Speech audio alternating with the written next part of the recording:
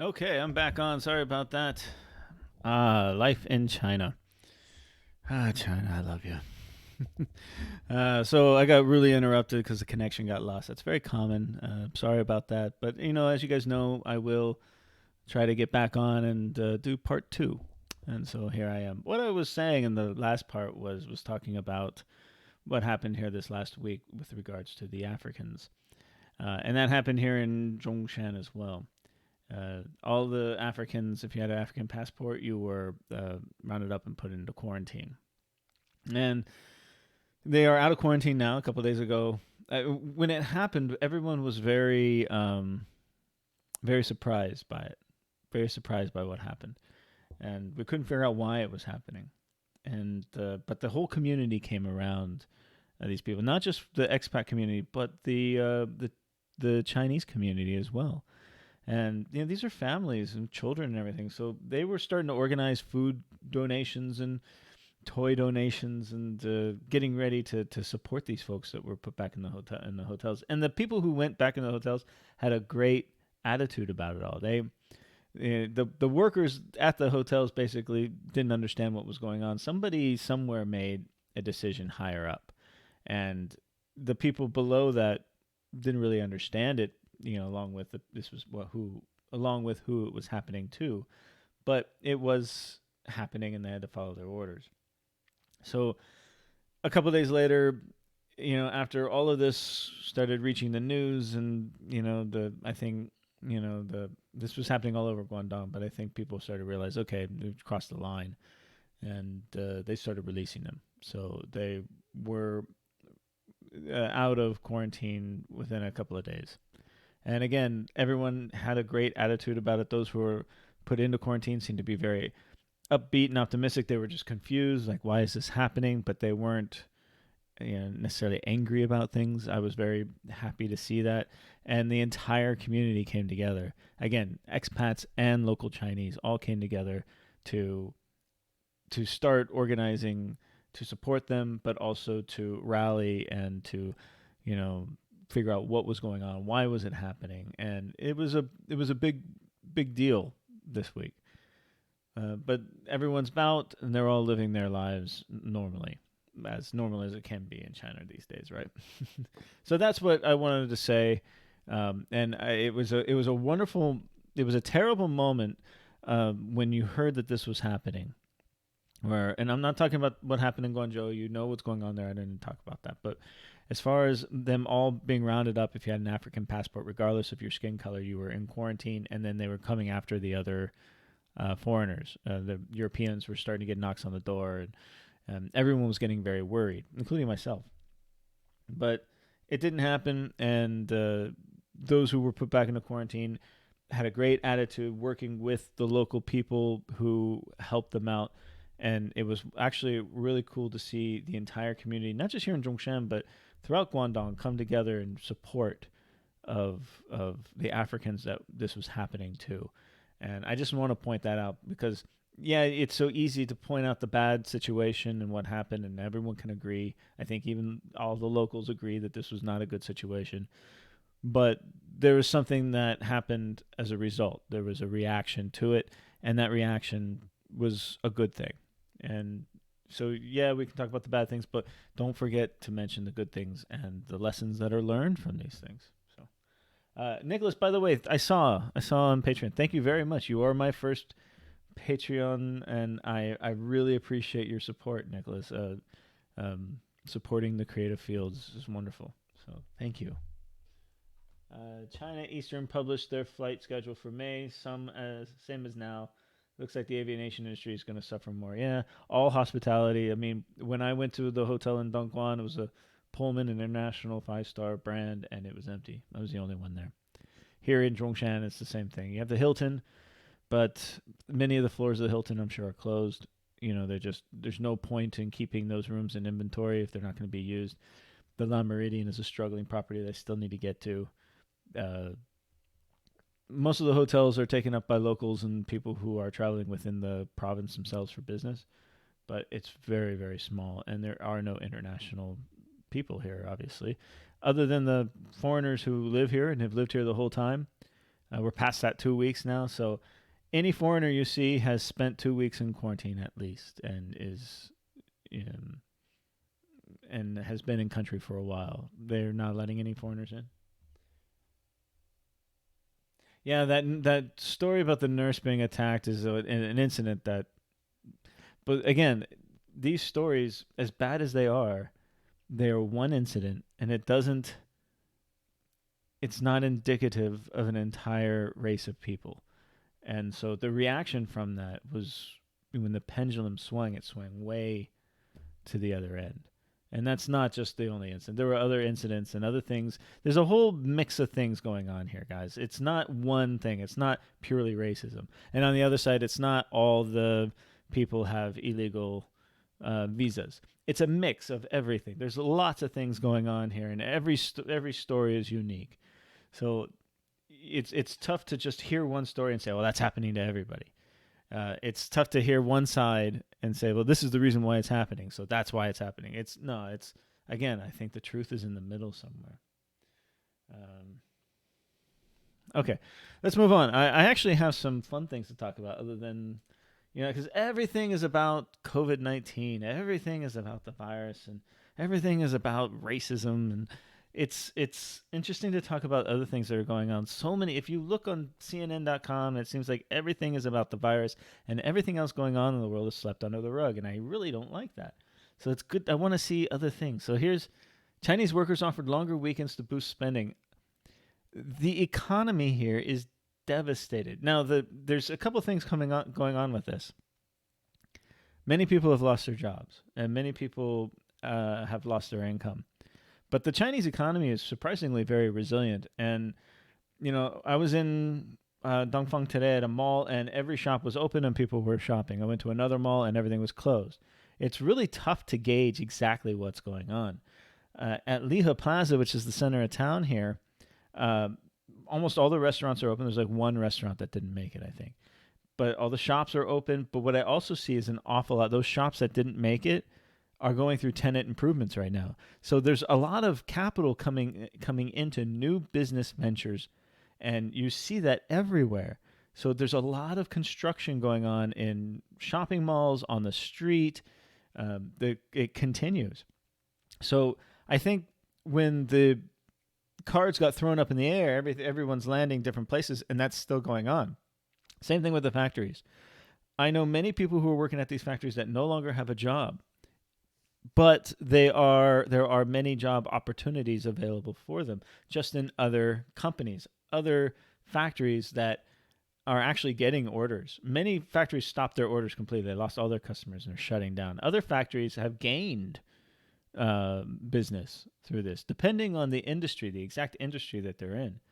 So the people are moving around, and they're not just moving around within the city and the different companies and the different job opportunities. They're moving around all over the country.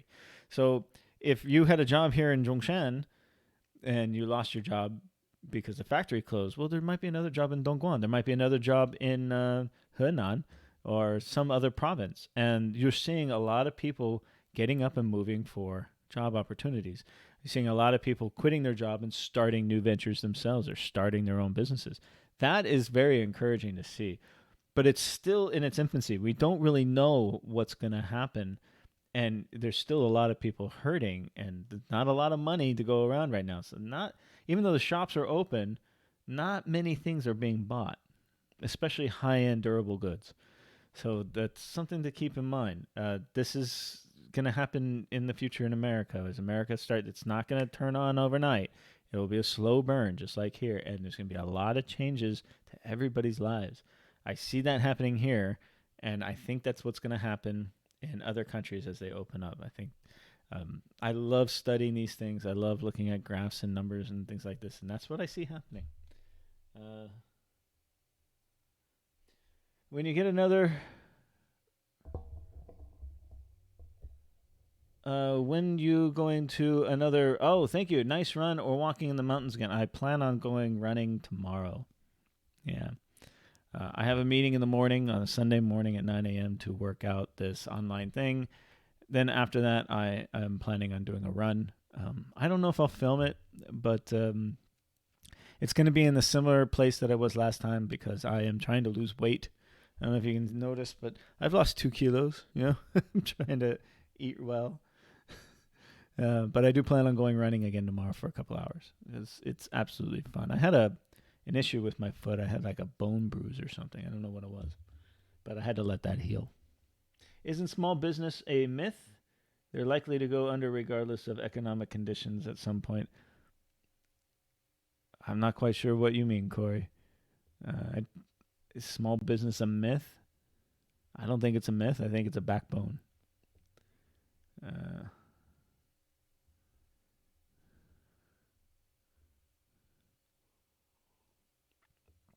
not sure I agree with that. I want football back. I want baseball back, man. God damn it. Real football, I mean. Do you mean American football or what us Americans call soccer? Yeah. I actually don't watch either one of them, but I am a fan of baseball. Let me show you this, actually. This is interesting. Okay. Guangzhou to build the world's largest professional football stadium. Look at this thing. This is going to be another iconic building. And this is another video I plan on doing, maybe a series of videos of interesting architecture. Because, as you know, China, especially southern China, all over China really has some fascinating architecture. Some of the greatest architectural achievements in the world have come out of China. And Guangzhou is full of these things. And I want to do like a video series because I love this steps thing. Look at this. The layout of the world's largest professional stadium in Guangzhou, China. Owned by the Guangzhou Evergrade, the stadium's capacity will surpass Camp Nou. I think that's how you say it, I'm sorry, in Barcelona, with a floor area of 150,000 square meters. Stadium is designed with the appearance of blooming lotus and will be a landmark in Guangzhou. I think that looks beautiful. The groundbreaking ceremony, largest professional stadium in Guangzhou, April 16th. That's it. The Evergrade Group, the owner of the Guangzhou Evergrade Football Club, will invest a total of 12 billion yuan or 1.69 billion US dollars to build a stadium and sports. That's a lot of money, especially for China. We hope the stadium will host the opening ceremony of the Asian Championships in 2023. Look at that. Yeah, see, it's not all doom and gloom on my channel, guys. I like to talk about good stuff, too. China will host the 2021 FIFA Club World Cup, FIFA Club World Cup, and the 2023 Asian Championships. So, that's something interesting, yeah. But yes, I do miss baseball. Gold gone expensive, and people are cashing in around Southeast Asia. If you're talking about precious metals, I don't know much about precious metals. I do know that a lot of people are, if you're smart, you're sitting on cash right now. Probably gold would probably be another good thing, some precious metals. How many places do you went at China? Which one is your best experience? Great, Sam. I have visited everything south of Shanghai, with the exception of Yunnan. I haven't gone to Yunnan yet, and Chengdu. I haven't been to Chengdu. Guizhou I have been to Guizhou, but I didn't really explore it. My plan was to explore it this summer. I was going to do a 1-month road trip and see all the natural beauty of Guizhou. So far, the most impressive place I've ever been to is Zhangjiajie. Tiananmen Mountain in Zhangjiajie, and then Wulingyuan in Zhangjiajie National Park. By far, Guilin is great, but it doesn't hold a candle to what Zhangjiajie is. It's just magical there. And I really even don't think that that's the most impressive place in China. I'm still waiting to see. There's lots of places. Here, let's do this. Look at this.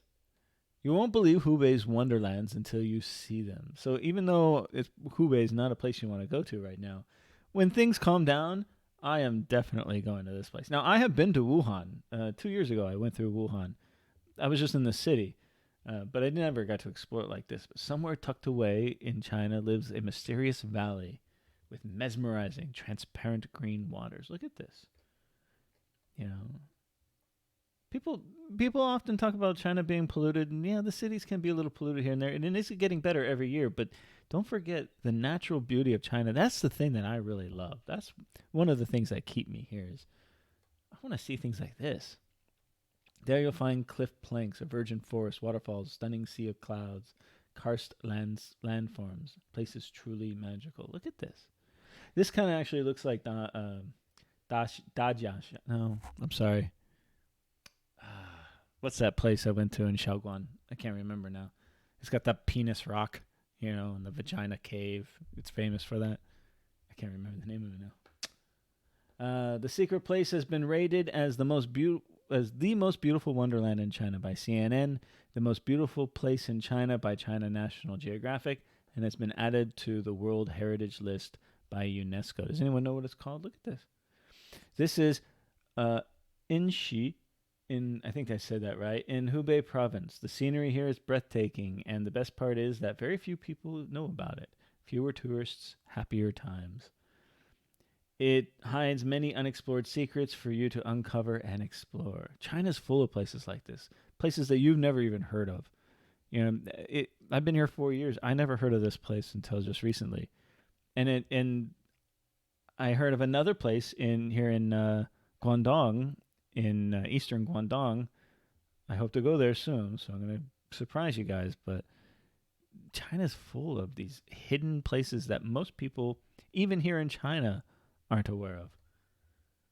It is also an excellent summer resort, best suited for travel plans between April and August, as temperature remain cool in the hottest days of summer. If you're in need of a getaway or retreat and unwind, surrounded by mountains and clear waters, Inshu is the perfect place to go.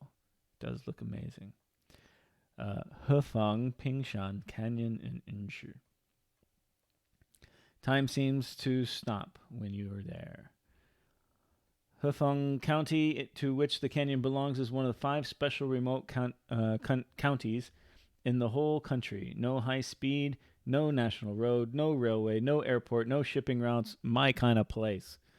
Due to the inconvenience of transportation, this mysterious area is better protected, and its ecological environment is mind-blowing. That's what I want to go see. That's where I'm going to go. Too bad it's in Hubei. Look at that. It is also named one of the most beautiful hiking routes in China by National Geographic magazine. The area is practically unexplored, with only a few inhabited homes in the area and a well-preserved natural landscape. Green moss grows all over the surrounding cliffs, waterfalls run loud from the mountain stream, and the mist of the primeval forest makes hiking adventures all the more worthwhile. Look at that. I've seen similar things like this around here in Zhaoqing, and also Foshan has Xiaolan has something similar to this as well, on a smaller scale.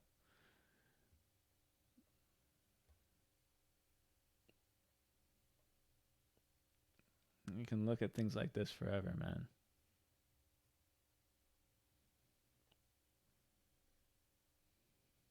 So that's one place I'd love to go, and that's just one of countless. That's one of the. Everyone says, "Paul, why do you stay in China?" I stay in China in places like this. Why do I work at a college? Because it affords me the time to travel to places like this, and I hope to share these adventures with all of you if I can.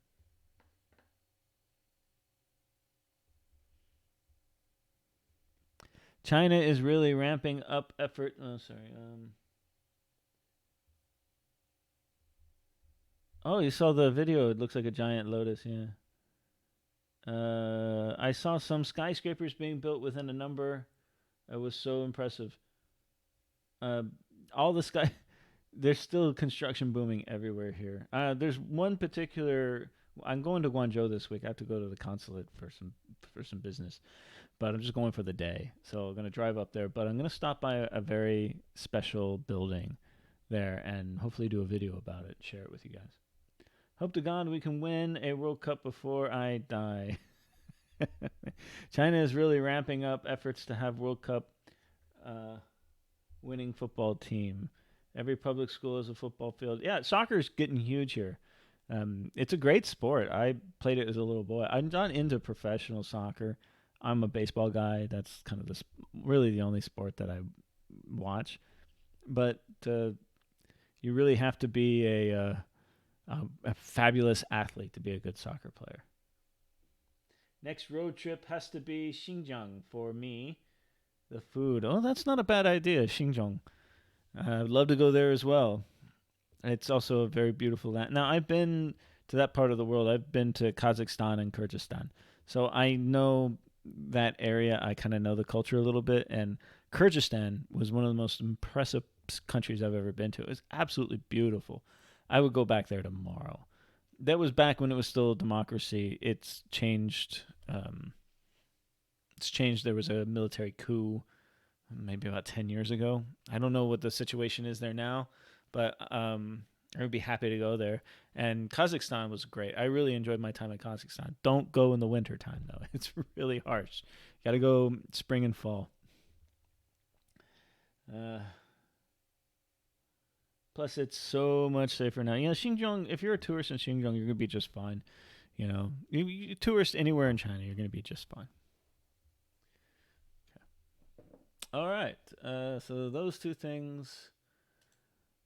Let's talk about one more thing, and then I'll answer some questions and let you guys go for the day, because this is part two. I saw this. Most of this stuff you probably already know, but interesting facts about China. This happened this week. I thought it was pretty good. Happy Monday. People trying to get their minds off the virus and the economy, and they want to just have some interesting facts that we can share about China. So I'll share this one with you. There's only one time zone. Yes, Beijing time. So it's the same time in Lhasa, Tibet, as it is in Shanghai. And I think that's a really cool idea.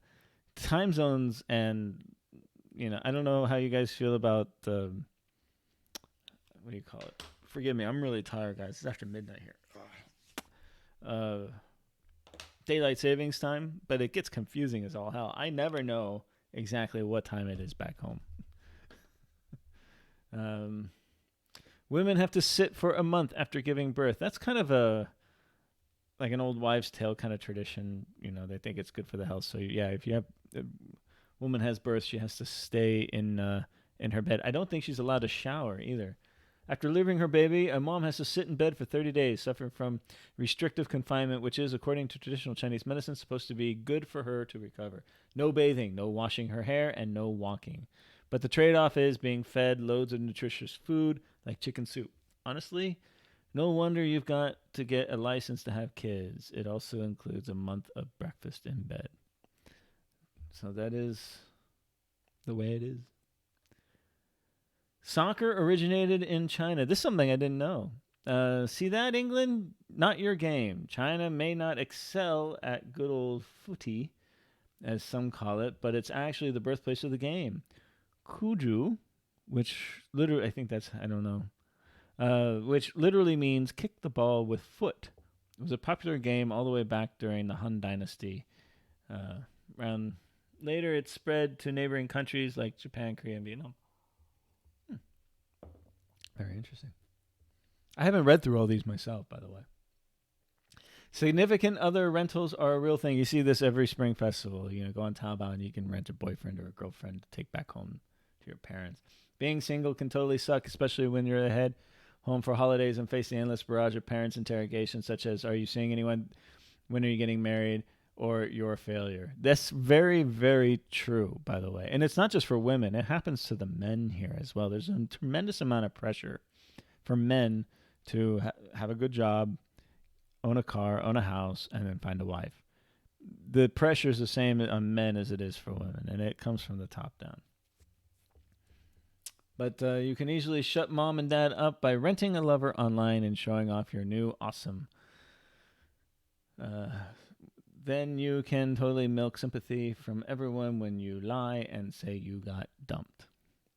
Prices for these can be kind of expensive. And I saw on Taobao, like, if you just want your significant other to hold your hand, it costs a certain amount of money. If you want a goodnight kiss, if you want to go to the movies with your parents, and there's an additional pricing tier for that. So that each instance has a different price. And also, if you're a man and you're tall, then you can obviously earn more money if you. It's pretty nuts. Matthew, I like living in southern China, yet the food from the north, like Xinjiang and Dongbei cuisine, I prefer the food in the south, although I do like dim sum.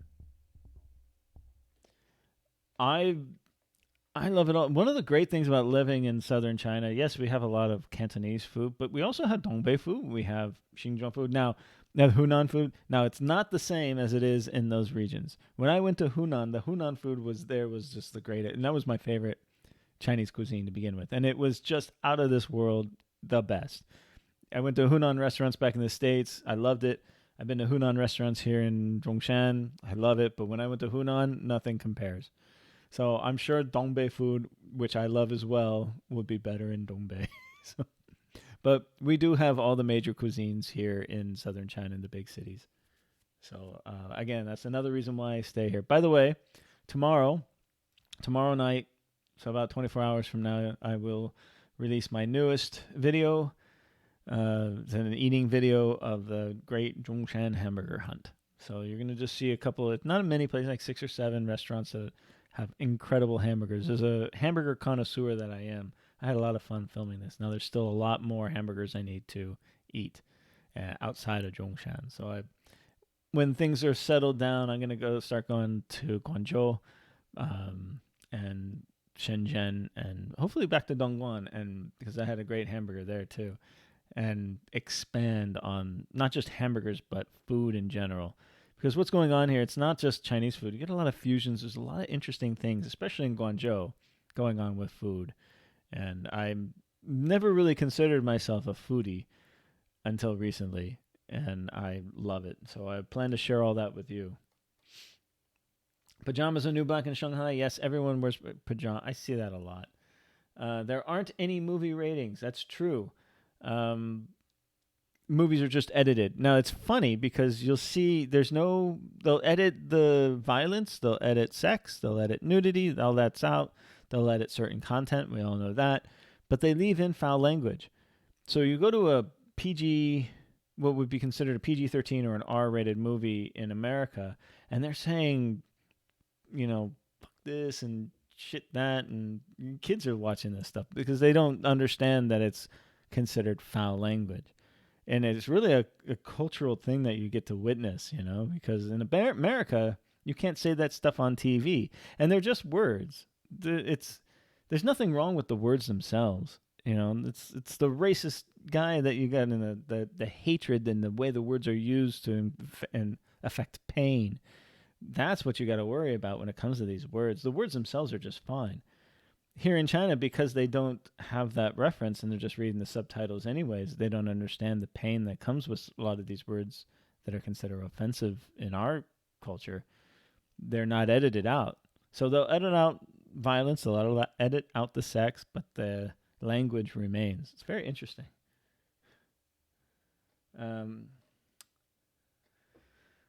Fact number 3, things were invented. Let's see. Moving on down. I'm getting really tired, guys. I can't do it no more. Oh, wait, you guys aren't even looking at this. Can't even see. I'm so sorry. You guys should have told me. I had all the articles up here. Now they're all gone. Oh, wow. Xed them all out. Yeah. Okay, well, I hope that was interesting nonetheless. Again, thank you everybody for watching me tonight and joining me. Again, if you have any comments or questions, put them below. I'm happy to read them. Every weekend I plan on doing a live stream just like this. I absolutely love having the feedback from you guys. A couple more things here. Which VPN do you use for your connection? I can't tell you that. Your connection is decent. My connection is terrible, by the way. It comes and goes. It doesn't matter what VPN you use. They're all the same, as far as I'm concerned. The one I use has great customer service, but they are also one of the larger ones, and they get blocked, seems, all the time. So the connection issues remain. It's just one of those things, and they live in China. The best option for you is to have multiple And don't use the free ones. You have to pay for it. So if you have one, buy your subscription, but also have a secondary one. Go with the big ones that have a lot of customer service and a lot of support. But if one goes down, another one will be up. And so if that one, so you'll still have access. That's the best thing. But remember, the connections are not always that great, and you're going to get shut down constantly.